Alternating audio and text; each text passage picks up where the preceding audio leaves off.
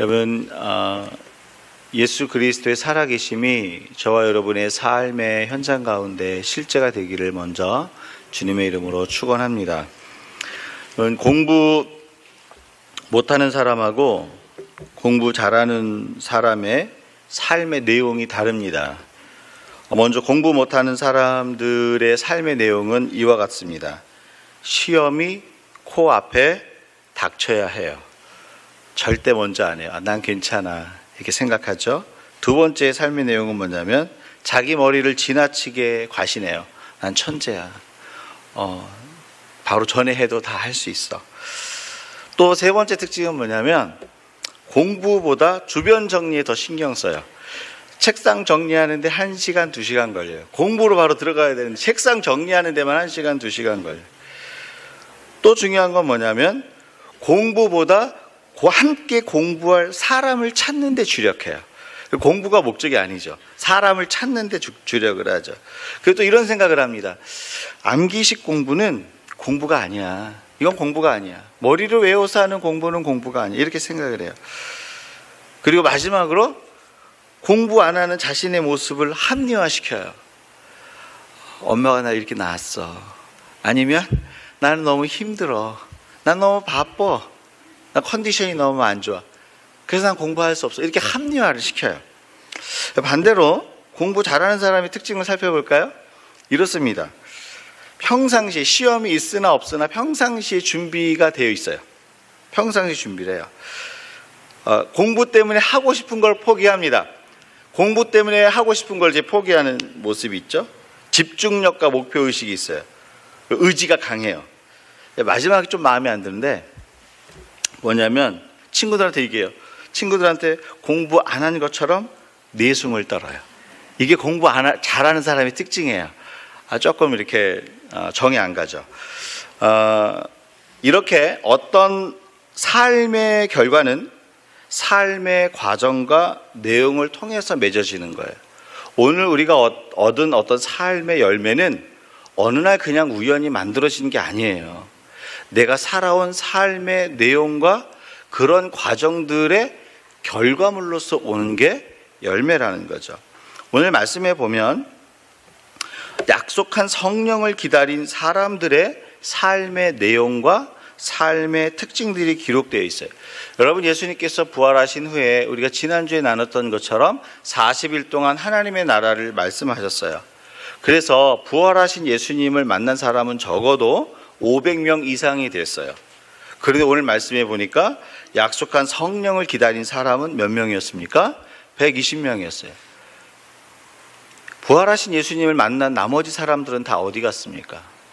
그러니까 우리가 정말 교회 안에 있다 그래서 약속한 성령을 받는 게 아니에요. 모든 사람이 다 성령을 받는 게 아니라는 사실을 분명히 성경은 얘기해 주고 있어요. 부활하신 예수님 짠 나타나서 만나면 성령의 사람으로 살 것 같잖아요. 그 500명의 사람들이 사실은 다 기다렸어야 되는데 120명만 약속한 성령을 기다리는 삶을 살았다라는 거죠. 그렇다면 약속한 성령을 기다리는 이 삶의 결과를 나타내기까지 이 약속한 성령을 기다린 사람들의 삶의 특징은 무엇이었습니까? 우리 13절과 14절 말씀을 같이 읽습니다. 같이 읽겠습니다. 그들이 요한은 다락방으로 올라가니 베드로, 요한, 야고보, 안드레와 빌립, 셀롯인 시몬, 야고보의 아들 유다가 다 거기 있어 여자들과 예수의 어머니 마리아와 예수의 아우들과 더불어 마음을 같이하여 기도에 힘쓰더라. 예수님께서 승천하시면서 말씀하셨죠? 약속한 성령을 기다려라. 그래서 예수님의 제자들과 예수님을 사랑하는 여인들과 예수님의 동생들, 아우들이 오늘 14절 마지막 부분에 보니까 뭐라고 말씀하고 있냐면 마음을 같이하여 오로지 기도에 힘썼다라고 얘기하고 있어요. 제자들이 마음을 같이해서 오로지 기도에 힘썼다라는 건 뭐냐면 기도에 헌신한 삶이 있었다라는 거예요. 여러분, 성령을 기다리는 성도들의 삶에는요 기도에 헌신하는 불이 붙어야 돼요. 근데 이게 나만 붙는 게 아니라 이 마음을 같이하여 오로지 기도에 힘썼다라는 건 뭐냐면 기도에 헌신하고자 하는 그 불을 옆 사람에게도, 배우자에게도, 자녀에게도, 교회 공동체에, 내가 전도하는 사람들에게 이 기도의 불이 붙도록 기도하는 일에 헌신하는, 그러니까 성령을 기다리는 사람들의 삶의 특징을 오늘 보니까 너무나 많이 들었어요. 너무나 심플해요. 너무나 단순하지만 성경은 무엇을 얘기했냐면 기도에 헌신하는 삶이 있었다는 거예요. 그러니까 기도에 헌신했다라고 그래서 기도 시간을 많이 하고, 물론 기도 시간을 많이 하는 것도 중요해요. 굉장히 중요해요. 기도가 느는 사람들이 기도 시간을 많이 하니까. 그런데 기도 시간과 이런 얘기를 하는 것이 아니라 하나님 앞에 나의 기도 시간을 드리면서 이 기도의 불이 내 영혼에 붙고, 내 배우자에게 붙고, 자녀에게 붙고, 교회에 붙고, 이 지역사회와 나라에 붙기를 소망하는 마음을 갖는, 이게 기도에 힘쓰는 거예요. 기도에 헌신하는 거예요. 여러분, 기도의 불이 내 마음과 이 교회에 붙기를 소망하십니까? 성령을 기다리는 사람들의 특징이라는 거예요. 기도의 불이 붙기를 소망하고 헌신하는 것. 따라서 성령을 기다리는 사람들은요, 기도에 헌신하는 삶의 현장이 있어요. 기억하셔야 돼요. 기도에 헌신하는 삶의 현장. 기도에 헌신하는 삶의 현장이 있으세요? 이게 없이는 성령을 기다리는 삶을 살 수 없어요. 근데 성령을 기다리며 기도에 헌신하는 게 중요한 이유가 있어요. 기도에 헌신하는 사람들은 하나님의 심장을 소유합니다. 하나님의 심장을 소유하고 인생의 경주를 달리는 거예요. 여러분, 우리 육체가 심장이 없으면 이 땅의 삶을 살 수가 없잖아요. 그렇죠? 근데 저와 여러분은 영혼을 가진 존재예요. 우리 육체 가운데 심장이 있어야 되는 것처럼 저와 여러분의 영혼 안에는 하나님의 심장을 소유해야 돼요.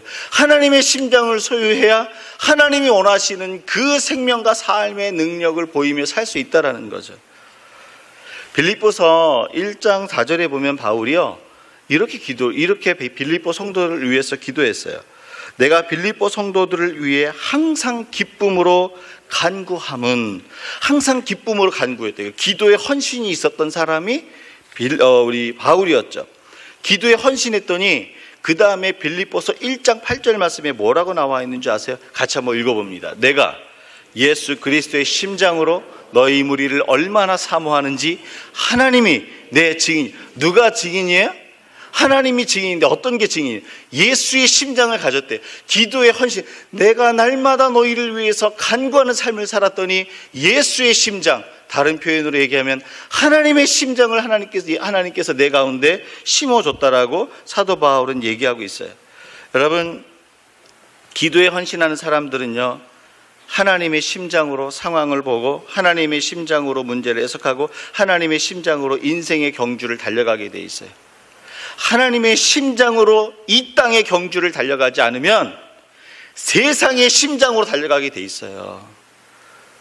저와 여러분은요, 심장을 장착해야 돼요. 저와 여러분의 영혼 가운데 하나님의 심장을 이전받아야 돼요. 하나님의 심장이 우리 가운데 있지 않으면요, 죄송하지만 아버지도 아버지 역할 못하는 거예요. 엄마도 엄마 역할 못해요. 부모 역할 못해요. 배우자 역할 못해요. 하나님의 심장이 있어야 아버지가 아버지가 되고, 아내가 아내가 되고, 남편이 남편이 되고, 자녀가 자녀가 되고, 내가 직장에서 그 삶의 모습을 갖고 있어요. 하나님 아버지의 심장을 잃어버렸기 때문에, 하나님의 심장이 없기 때문에 타락한 본성으로 살아가는 거예요. 여러분, 우리 육신의 심장, 이제 영혼의 하나님의 심장 말고 육신의 심장이 하는 일이 뭡니까? 펌프질을 하잖아요. 피를 끌어와서 피를 내보내잖아요. 피를 끌어와서 내보낼 때, 혈관으로 내보낼 때 어떤 일을 합니까? 산소와 영양소를 공급하죠. 그리고 이산화탄소와 이런 그 폐기물들을 운반해서 버리는 역할을 하죠. 심장의 펌프질은요, 온몸에 피를 공급해서 생명을 누리게 만들어요. 이게 심장의 펌프질은 그냥 펌프질이 아니에요. 심장의 펌프질은 곧 생명이에요. 제가 너무 어려운 퀴즈를 낼게요. 심장이 멎었어요. 그럼 어떻게 될까요? 그 다음에 너무 어렵죠?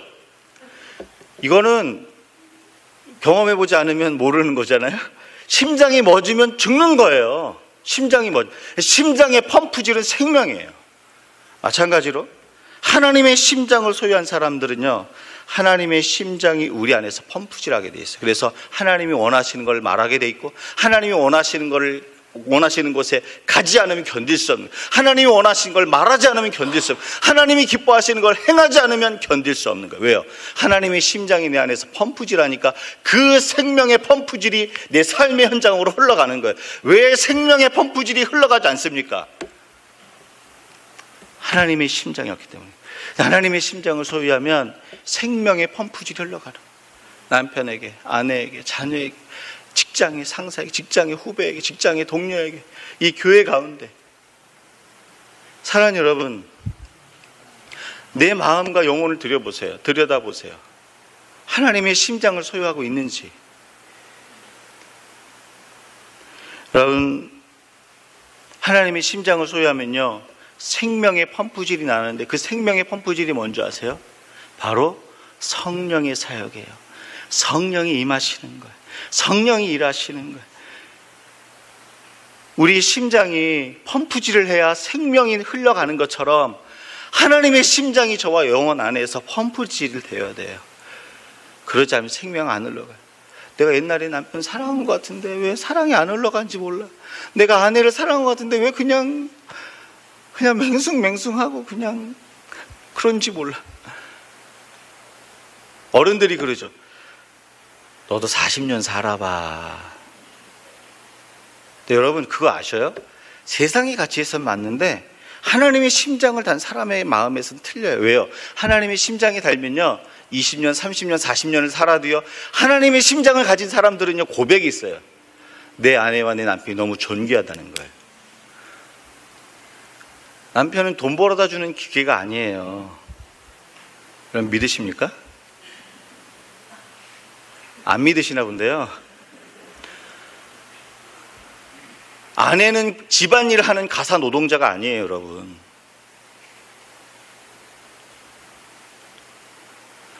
하나님의 심장이 펌프질하면요, 이건 제 고백이 아니라 40년, 50년 사셨던 그분들의 고백이에요. 지금도 내 아내가 옆에 있는 게 너무 귀하고 너무 복되다라는 거예요. 왜요? 하나님의 심장이 나로 하여금 그렇게 생명을 펌프질하게 만드니까 그 생각이 나는 거예요.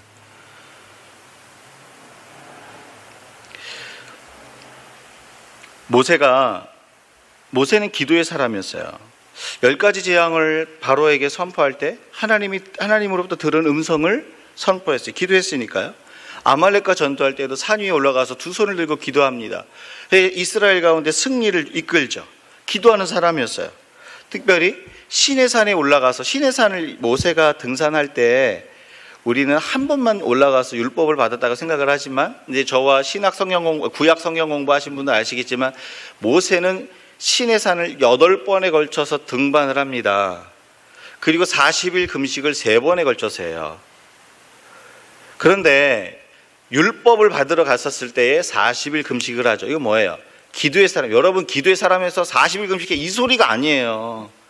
기도에 헌신했다라는 거예요. 그게 중요한 거예요. 기도에 헌신을 했는데, 이 기도에 헌신한 이 모세의 마음 가운데 어떤 일이 벌어지냐면 하나님의 심장이 세워져요.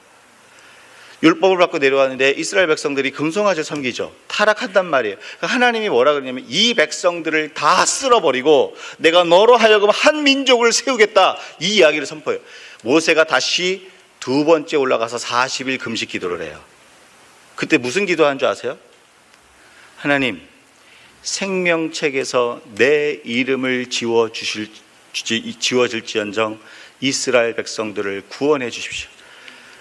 하나님의 생명책에서 내 이름이 지워질지언정 이스라엘 백성들을 구원해 달라는 말이 무슨 말이에요? 하나님의 심장을 가졌다는 거. 하나님의 심장. 어떻게 해요? 기도에 헌신하는 삶을 통해서. 그런데 여러분, 기도에 헌신하는 삶을 통해서 하나님의 심장을 갖고 생명의 능력을 펌프질하니까 하나님이 말씀하시잖아요. 그들을 용서하실 뿐만 아니라 나중에 뭐라 그런지 아세요? 나중에 하나님 뭐라 그러시냐면 내가 너희와 친히 함께 하겠다. 처음에는 같이 가겠다고 안 하셨어요. 천사들로 하여금 너희들을 가나안 땅에 들어가게 하겠다 그랬어요. 근데 모세의 기도로 인해서 나중에 하나님이 뜻을 어떻게 바꾸시냐면 내가 너와 함께 하리라. 내가 너희와 친히 함께, 하나님이 친히 함께 하신다는 것을 신약 성경 내용으로 바꾸면 뭔지 아세요? 성령이 우리와 함께 하는 거예요. 성령이 임하시는 거예요. 생명의 펌프질이라는 건 뭐냐면 성령의 사역과 성령의 능력이, 사랑하는 여러분, 이거는요 특별한 사람이 하는 게 아니에요. 저와 여러분이 기도에 헌신만 하면 우리 가정과 직장과 교회 가운데 생명의 펌프질을 할 수 있어요. 왜요? 하나님의 심장을 하나님께서 저와 여러분 가운데 이식시켜 주세요. 여러분 기억하셔야 돼요. 내가 이 땅의 것이 잘 되면 아버지 역할을 잘 하시는 게 아니에요. 내가 뭐가 돼서 세상 사람들이 말하는 대로 뭔가를 잘 자녀들을 서포트했다 그래서 엄마가 되는, 좋은 엄마가 되는 게 아니에요.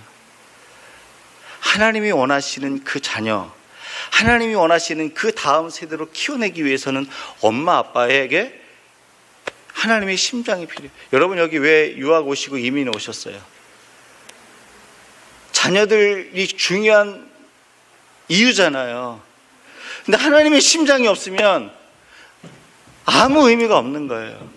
오늘 하나님 무엇을 얘기하시냐면 기도에 헌신하는 삶을 살라는 거예요. 이게 너무나 쉽고 너무나 심플한 말로 다가왔지만 하나님께 기도의 헌신의 삶으로 나오는 자들에게 하나님의 심장이 이식이 되는 거예요. 이게 저 얘기가 아니라 바울이 이야기했어요. 바울이 뭐라 그랬어요? 내가 너희 무리를 위해서 날마다 간구하였더니 예수 그리스도의 심장이 내 마음 가운데 달렸다고 얘기했어요. 하나님은 지금은요 하나님의 심장으로 자녀를 위해서 울 때, 너와 네 자녀를 위해서 울어라. 이 민족을 위해서 울 때, 특별히 우리 조국 대한민국을 위해서 울 때예요. 하나님의 심장이 없는데 어떻게 울 수 있겠어요? 욕이나 하지.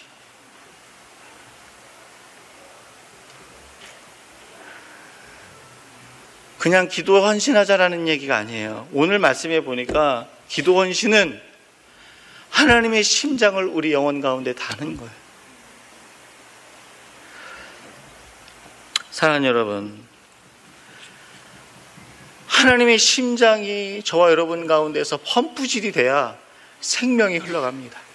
성령의 역사와 열매가 메마른 곳에서도 그것이 개간이 되어지고, 메마른 곳이라 할지라도 그곳에서 열매를 피우는 그 역사는 하나님의 심장을 가지고 생명을 펌프질하는 그 사람을 통해서만 나타나는 거예요. 사랑하는 여러분, 힘을 내세요. 일어서세요. 하나님 앞에 기도의 자리로 나가셔야 돼요.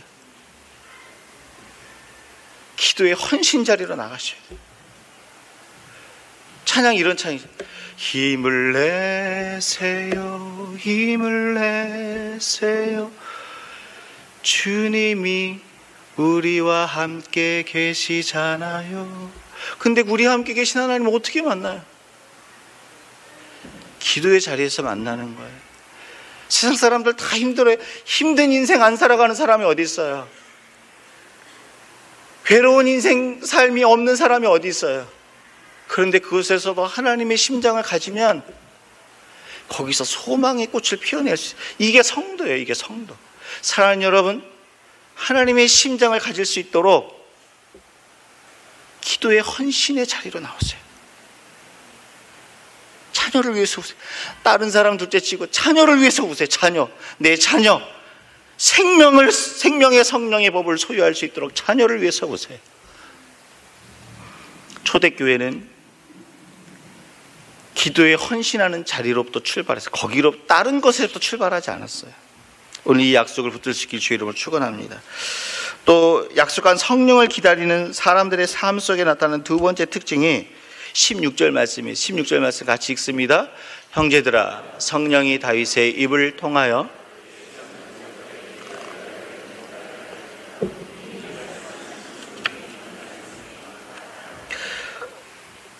예수님을 팔아넘긴 사람은 가룟 유다였어요.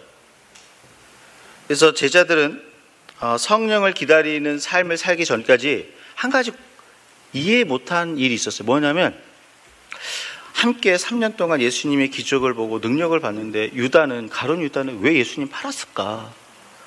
고작 그 은 30냥 때문에 예수님 팔았을까? 이런 고민하지 않았겠어요?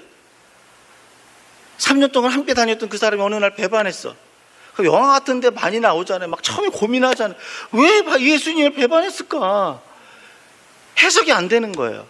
그런데 예수님의 제자들이 성령을 기다리면서 말씀을 상고하다 보니까 깨닫게 된 거예요. 형제들아, 성령이 다윗의 입을 통하여 예수 잡는 자들의 길잡이가 된 유다를 가리켜 미리 말씀하신 성경이 응하였으니, 말씀을 통해서 알게 된 거예요. 이게 하나님께서 예수 그리스도를 십자가에 못 박기 위해서 하나님이 그 계획을 세우셨는데 그곳에 유다가 그 악한 도구로 사용되었구나. 성경으로 해석이 되니까 유다가 왜 배반했는지 알게 되는 거예요. 성령을 기다리며 말씀을 상고하기 전까지는 상황을 해석하는 눈이 세상 사람들과 다를 바가 없어요. 아무리 교회 안에 있어도, 아무리 우리가 예수님 믿습니다라고 고백을 해도 성령을 기다리며 말씀을 상고하는 삶이 내 삶의 현장에 없으면 하나님의 시각을 가질 수 없다는 거예요. 하나님의 시각으로 그 상황이 해석이 안 되니까 이해가 안 되는 거예요. 그러니까 욕하는 거예요. 그러니까 막 함부로 말하는 거예요. 함부로 세상 사람들과 똑같이 얘기하는 거예요. 그게 맞을 수도 있지만 그 세상 사람들과 똑같이 얘기하는 게 그 사실을 얘기하는 거기 때문에 맞을 수 있지만 성도 입장에서 봤을 때, 하나님 입장에서 봤을 때 그게 맞지 않을 수 있다는 사실을 아셔야 돼요. 왜? 하나님의 시각으로 보는 관점이 아니니까. 따라서 성령을 기다리는 사람들의 삶의 현장에는 말씀을 통해 하나님의 시각으로 세상을 바라보고 해석하는 눈을 갖는 거예요. 하나님은요, 성도가 말씀을 통해 세상을 바라본 시각으로 말하길 원하세요. 하나님은 하나님의 눈을 가지고 해석된 말을 성도가 하기 원하세요. 성도가 자기의 감정과 지식에 해석된 상황을 세상 가운데 선포하는 걸 원하지 않아요. 세상 사람들이 그렇게 얘기하는 걸 틀렸다라고 말할 수 없어요. 왜? 하나님 모르니까, 말씀을 모르니까. 그냥 둘 수밖에 없어요. 상식적인 선 안에서 맞아, 옳아, 틀려 이렇게 얘기할 수 있어요. 그런데 하나님의 입장에서 하나님을 사랑하고 말씀이 내 마음판에 있는 관점에서는 내 감정과 내 지식에 근거한 말을 세상에 내뱉는 것을 하나님 원하지 않는다라는 거예요. 하나님 무엇을 원하냐면 하나님의 시각으로 해석된 말을 선포하기 원해요. 여러분, 지금 우리 대한민국은 일본과 무역 전쟁 중에 있습니다. 일본이 한국에 하는 일을 보면서 처음에 어떤 마음이 드세요? 제 마음을 얘기할게요. 제 목사지만 믿음이 없더라고요. 이 상황을 딱 바라보면서 분노가 나타나더라고요. 100년 전에도 저랬는데 지금도 저러나. 그러면서 죄송해요. 목사가 믿음이 이거밖에 없어서 하나님께 뭐라고 했는지, 하나님 저 귓방망이와 뒤통수를 한 대 때렸어요. 어떻게 좀 해보세요. 하나님, 살아계신 하나님, 저 나쁜 놈들을 그냥 두십니까? 라고 분노를 쏟아내는데 하나님한테도 막 얘기하면서 그냥 뒤통수를 한 대 때려주세요 막 이렇게 하더라고요. 여러분, 목사가 이럴 수 있어요? 이게 아무리 목사여도 이게 내 경험과 내 지식에서 나오는 해석이라는 거죠. 이거를 제 아내한테 제가 말했겠습니까? 말 안 했겠습니까? 말했겠죠. 저 뒤통수를 한 대 때려달라고. 근데 여러분, 그걸 하나님이 안 기뻐하신다는 거예요.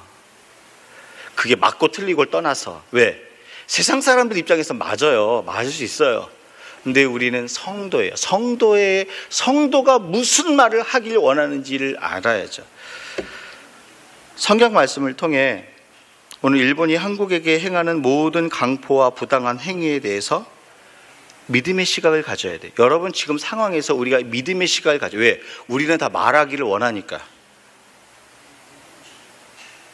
여러분, 하나님께서 제가 다른 시각을 주셨는데 뭐였냐면, 한 가지 성경 이야기를 생각나게 하시고 보게 하셨어요. 여호사밧이 남유다의 왕으로 있을 때 모압 사람들과 암몬 사람들이 연합군을 이뤄서 남유다를 쳐들어와요. 그런데 그때 당시의 군사력을 보면 그때는 굉장히 암몬이라는 나라가 강력한 나라였어요.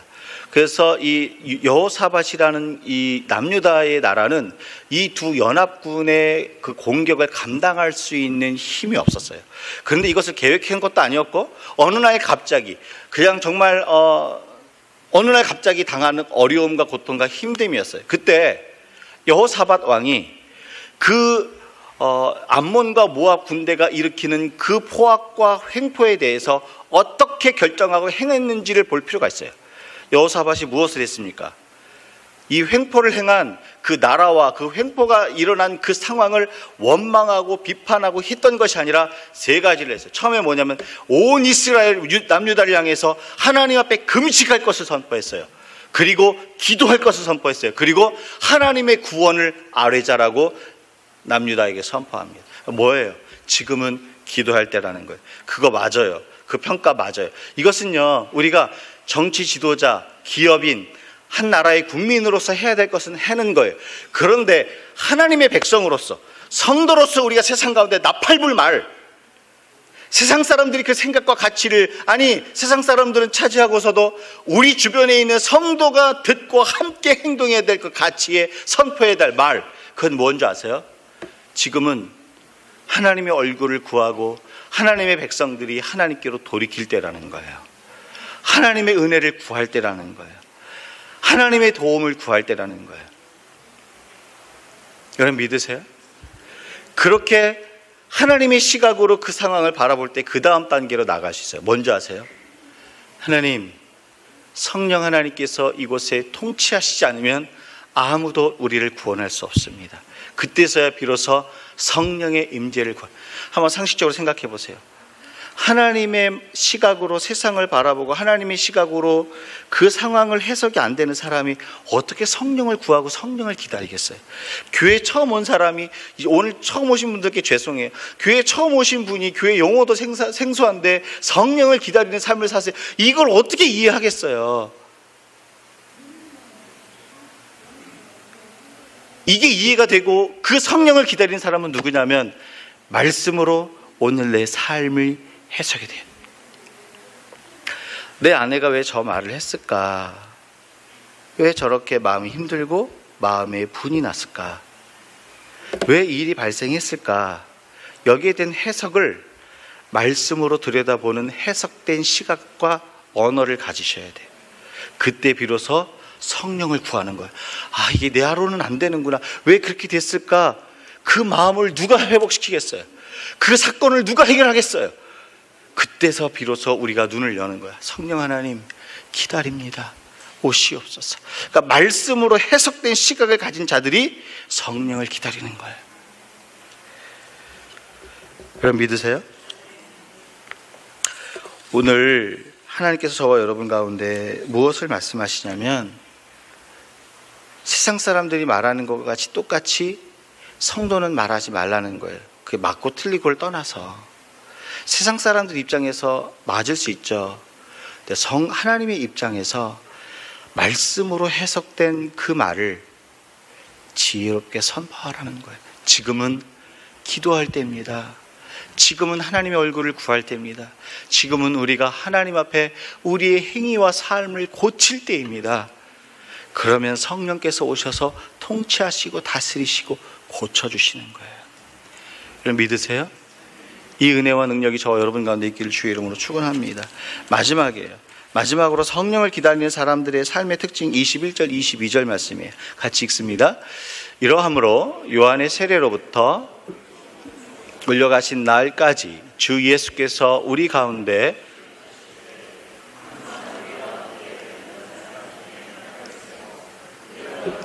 예수께서 부활하심을 증언할 사람이 가룟 유다가 죽은 후에 예수님의 12제자 중에 한 사람이 부족합니다. 그래서 사람을 세워야 됐죠. 성령을 기다리는 공동체와 성령을 기다리는 사람들은 항상 예수를 증언하는 증인, 예수의 일꾼을 세우는 일에 헌신하셔야 돼요. 그게 어린아이가 됐든 성소년이 됐든 어른이 됐든 노년이 됐든 하나님 예수 그리스도를 증언할 수 있는 증인을 세우는 일에 우리의 삶을 드려야 되는데, 특별히 하나님의 사람, 하나님의 일꾼, 예수의 일꾼을 세울 때에는 그냥 세우는 게 아니라 기준이 있어요. 저희 교회는 이제 막 이 교회 여기 이사 와서 이제 사람들이 오시고 그러기 때문에 일꾼이 세워져야 돼요. 언제 세워야 될지 어떻게 세워야 될지 아직 아무것도 결정 안 했지만, 오늘 저희가 나중에 언젠가 일꾼을 세울 때 이 말씀을 꼭 기억하세요. 일꾼을 세울 때는 기준이 있어요. 첫 번째 기준이 뭐냐면 요한의 세례로부터, 제가 가로로 설명을 했죠. 뭐죠? 예수님이 세례 요한에게 세례를 받으면서 사역을 시작한 그때부터 우리 가운데에서 올려가신 날, 승천하실 때까지, 예수님의 사역 시작과 끝까지 예수님의 삶과 죽으심과 부활을 목격하고 경험한 사람, 주의 죽으심과 부활을 경험한 삶의 현장이 있는 사람이 일꾼으로 세워져야 되는 첫 번째 조건이에요. 그런데 그것으로만 충분하지 않아요. 두 번째 조건이 뭐냐면 22절에 보니까 항상 우리와 함께 다니던 사람들 중에, 예수님을 만났는데 제자들 공동체 하신 그 공동체 영성, 공동체를 몰라요. 그러면 세울 수 없는 거예요. 그러니까 예수를 만난 그 경험과 교회 공동체를 아는, 공동체에 속한 그 공동체를 아는 사람을 세워야 된다는 것이 두 가지 기준이에요. 이 기준에 합한 그 두 사람만 올려서 제비 뽑은 거예요. 제비 뽑는 것만 딱 우리는 알아. 일꾼을 세워야 돼? 그럼 제비 뽑으면 되지. 아니, 그냥 제비 뽑은 게 아니에요. 예수 그리스도를 경험한 사람, 공동체를 아는 사람이라는 기준을 세워놓고 거기에 합한 사람을 뽑아놓은 다음에 그 중에 제비를 뽑은 거예요. 여러분, 그런데 중요한 한 가지 사실이 있어요. 뭐냐면 우리가 일꾼을 세울 때에 주로 어떻게 세우냐면, 쟤는 나랑 친해, 안 뽑아주면 시험에 들 수 있어.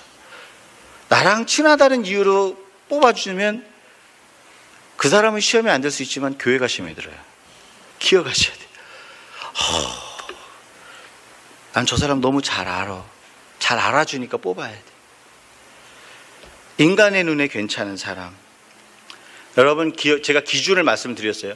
나중에 언젠가 저희가 일꾼을 뽑을 때에 인간의 눈에, 내 눈에 괜찮은 사람을 선택하는 것이 아니라, 나랑 친한 사람을 선택하는 것이 아니라, 저 사람이 예수를 증언한 입술을 가지고 있는지를 얘기하셔요.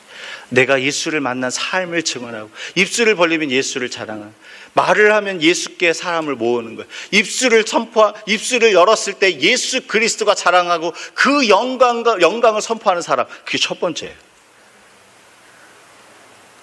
많이 배웠든 못 배웠든 이게 기준이에요. 두 번째가 뭐냐면 공동체를 아는 사람. 온 지 얼마 안 된 사람은 아무리 훌륭하도 좀 기다려야 돼요. 그렇죠? 맞습니까? 이게 성경의 기준이에요. 따라서 성령을 기다리는 사람들은 예수와 믿음의 공동체를 아는 부활의 증인을 일꾼으로 세우는 삶에 헌신해요. 여러분, 저 도전을 드립니다. 사랑하는 여러분, 증인을 세우는 일에 헌신하셔야 돼요. 예수의 증인. 이런 사람들을 안 세우고 주로 교회에서는 어떤 사람을 세우냐면 PhD 가진 사람, 성공한 사람, 물질이 많은 사람. 물론 이 사람들 중에 이 조건에 합한 사람이면 더 금상첨화겠죠. 이건 기준이 아니에요. 만약에 세상 사람들이 생각하는 기준의 사람을 교회에서 일꾼으로 뽑으면 증언이 달라져요. 어떤 증인이 되냐면 나를 증언해요. 나. 제가 걸친 옷은요, 이렇게 되는 거예요. 제가 걸친 옷은 PhD 이렇게 되는 거예요.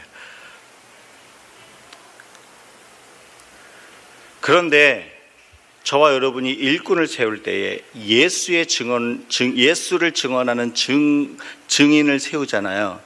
그럼 교회 안에 어떤 일이 벌어지냐면 예수께서 행하신 일, 그 은혜의 사건, 변화의 사건, 성령의 역사하심과 일하심이 나타난다는 거예요. 이것은요, 예수의 증인을 세우기 위해서 나를 드리잖아요. 성령께서 그곳에 역사하십니다. 사랑하는 여러분, 내가 증인이 되시고 증인을 세우는 일에 헌신을 하세요. 내 자녀를 증인으로 만들어야 돼요. 세상 사람들이 인정할 만한 그곳에 놓는 것이 아니라 예수의 증인을 만드셔야 돼요. 어떤 직업, 어떤 포지션에 있든지 그 사람은 낮은 곳에 있든 높은 곳에 있든 그 사람은 가장 복되고 행복한 인생을 살아가는 인생이 돼요. 증인이 되게 만드세요. 증인. 성공하는 사람이 아니라 증인, 승리하는 사람. 여러분 믿으세요? 여러분, 저와 여러분의 패러다임이 바뀌어야 돼요. 가치가 바뀌어야 돼요. 저는 여러분들이 큰빛교회 우리 지구촌교회 온 것을, 우리 큰빛교회 식구들이 와서 제가 말씀드렸는데, 지구촌교회 온 것을 너무나 저는 감사하게 생각해요. 왜 그런지 아세요? 우리는 세상에 성공한 자를 세우기 위해서 이 땅에 존재하는 것이 아니라 예수의 증인을 세우는, 승리하는 자녀들을 세우기 위해서 이 땅에 온 거예요. 이 땅에 존재하는 거예요. 이게 바뀌면 삶의 질서도 바뀝니다. 오늘 말씀을 기억하면서